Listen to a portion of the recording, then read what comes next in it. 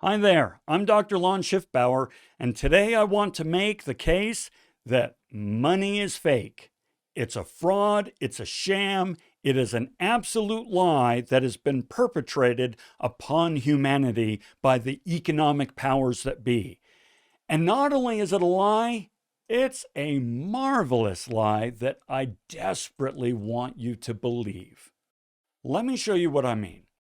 So let's say that we're in a room together and I give you one of these. What is it? Well, you'd say it's a dollar bill, but let's think literally for a moment. What is it? Well, it's a piece of paper. All right, great, piece of paper. But it's more than that. It's a piece of paper with a lot of ink on it. There's ink probably pretty much everywhere on this piece of paper. All right, what does that matter? Well, because now, after I give you the dollar bill, the piece of paper with ink on it, I give you one of these, a Post-it note. Now, how is it different than the dollar bill? Well, it's different in a lot of ways. First of all, it's yellow. Why is it yellow? So that when you write on it, you can clearly see the ink from a distance, because the ink, assuming you write in, say, black or blue, it contrasts nicely against the yellow. Furthermore, it's blank. There's no other ink on it, so you can write anywhere on this piece of paper. And then add to that, this piece of paper, this Post-it note, has a little bit of sticky glue on the back, right? And a little section there. And not only is it sticky glue, but allows you to post it, take it off, post it, take it off, stick it, unstick it, over and over and over. Okay. So which piece of paper is more valuable to you? Now, if we were to look at this from a strictly utilitarian point of view, there's no doubt that Post-it note is infinitely more powerful, more valuable than the dollar bill as a piece of paper that you would use as a piece of paper. Something to write on, something to easily read, something to put on a wall, or something like that. Whereas you really can't do any of that with this piece of paper. As a piece of paper, this dollar bill is useless.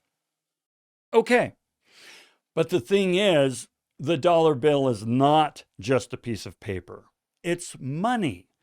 But even as money, we don't really use it anymore. You might think we do, but in truth, today we use ones and zeros, right? We are constantly moving money all around the world, and even between us and our vendors and our employers and so on and so forth, through ones and zeros, this simple switch in a computer, in a server somewhere. Let me show you what I mean.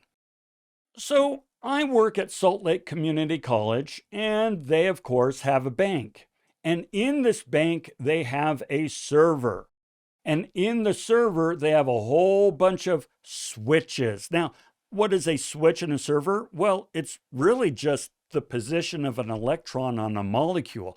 I mean, these switches in these computers these days, it's just amazing how they work. So when you flip the switch, as we do here, from a 1 to a 0 or a 0 to 1, since it's binary code, you're really just changing the position of a molecule. No big deal. But in so doing, Salt Lake Community College then pays me by direct deposit to my bank. Here I am. Here's my bank. Here's my bank server. And now there's the switch in my bank server, and it just switched from a 0 to 1 or 1 to 0. It doesn't matter. It's binary code. Okay, well then what happens? Well, I want to pay Netflix. How do I pay Netflix? I pay them through automatic withdrawal. And so Netflix's bank that has a server, it goes ahead and moves a whole bunch of switches. And lo and behold, the switch in its server goes from a 1 to 0 or 0 to 1 or whatever. So the question I have is, where's the money?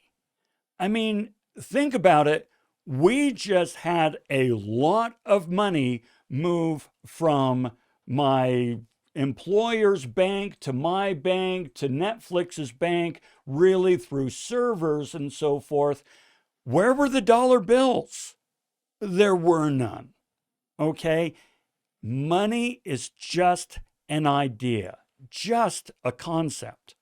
Now, quoting one author, here's a citation down here if you'd like to check this out. He says, in a sense, the point is that the dollar bills are just representations of money.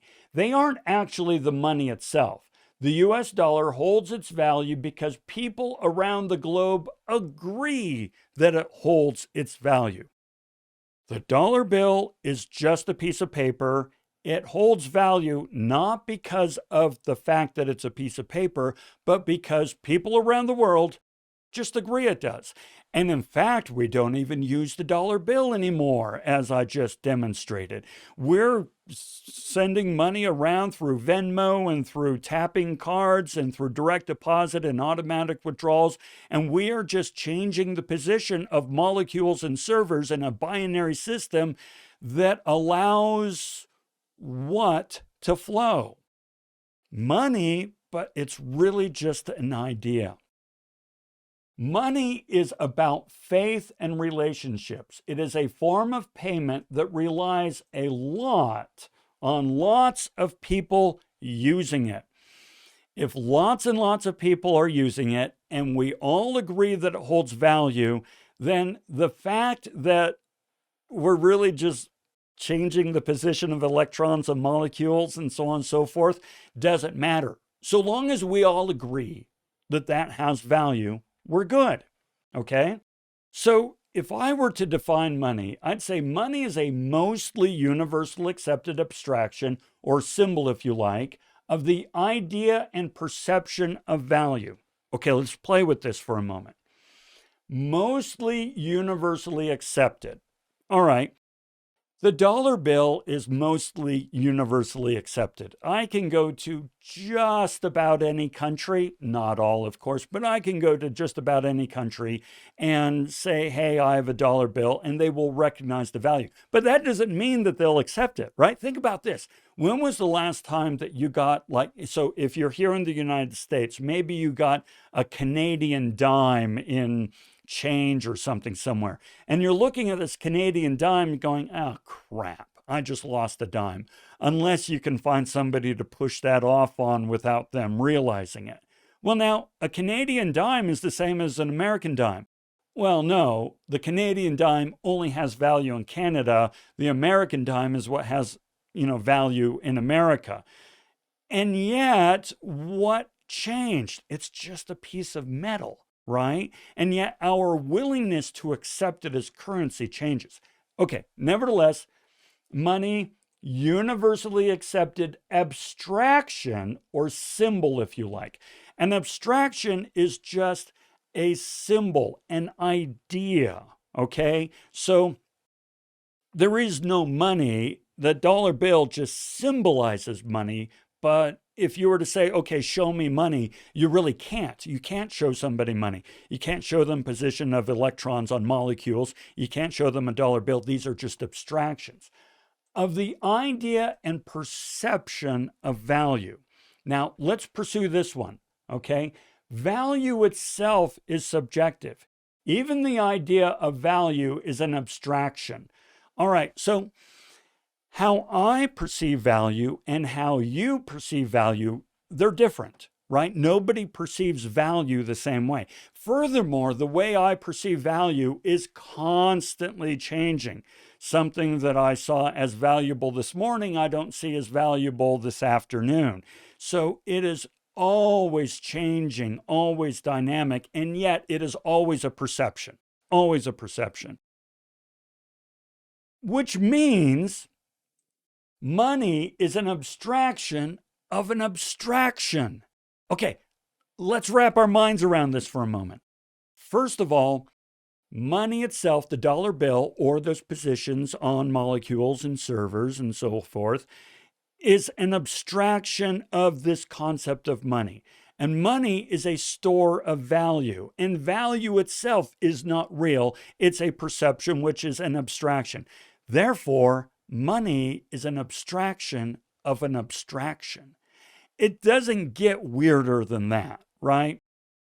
So with that in mind, let's ask a question. Let's play with the idea of crypto. Is crypto real? Is it money? This is a debate that goes on all the time, right? But what makes crypto any more or less real than money? Because, you've heard it said crypto's not real money. Well, what's real money, right? Well, here's something to consider. This is about the only difference that one can draw with crypto versus a dollar bill.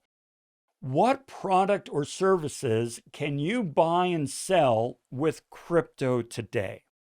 Now, at the recording of this video, there's not a lot you can buy with crypto, unless you go into the dark web and buy drugs or a hitman or something like that, okay? So crypto is not really a universally accepted medium by which we exchange the perception of value.